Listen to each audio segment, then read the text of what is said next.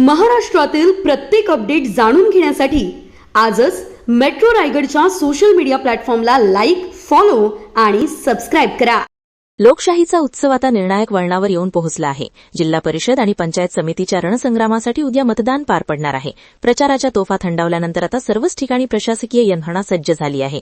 उद्या सकाळी 7 वाजल्यापासून मतदानाला सुरुवात होणार असून आज सकाळपासूनच अलिबागमधील नेवली क्रीडा संकुल येथे जिल्हाभरातील निवडणूक निर्णय केंद्रांवरून ईव्हीएम मशीन्स आणि मतदान साहित्याचं वाटप सुरू करण्यात आलं आहे।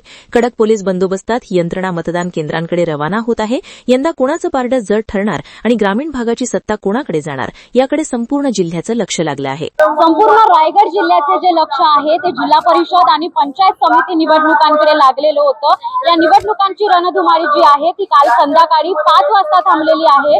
मात्र आता वेग आलाय तो प्रशासनाच्या कामाला। एकंदरीत आपण जर पाहिलं तर आपण इथे मतदान केंद्रांवरती आलेलो आहोत। या ठिकाणी आपण जर माझ्या मागे पाहिलं तर ईव्हीएम मशीन असतील किंवा मतदानासाठी लागणारे जे साहित्य असेल ते आता वाटायला कुठेतरी सुरुवात करण्यात आली आहे। पोलिसांच्या कडेकोट बंदोबस्तात कुठेतरी ईव्हीएम मशीनचे आता वाटप देखील होणार आहे। आपण जर माझ्या उजव्या किंवा डाव्या साईडला पाहिलं तर मतदान केंद्रासाठी जे मतदान केंद्राध्यक्ष असतात त्यांच्या बरोबरची टीम देखील आता कुठेतरी आपलं साहित्य घेऊन रवाना आपल्या मतदान केंद्रास्थळी साहित्य घेऊन रवाना होणार आहे। एकंदरीत आपण जर पाहिलं तर उद्या सकाळी 7 वाजल्यापासून मतदानाला सुरुवात होणार आहे।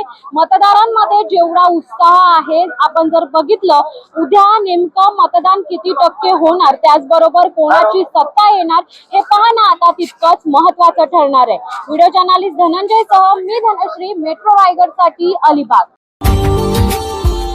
Subscribe now and press the bell icon.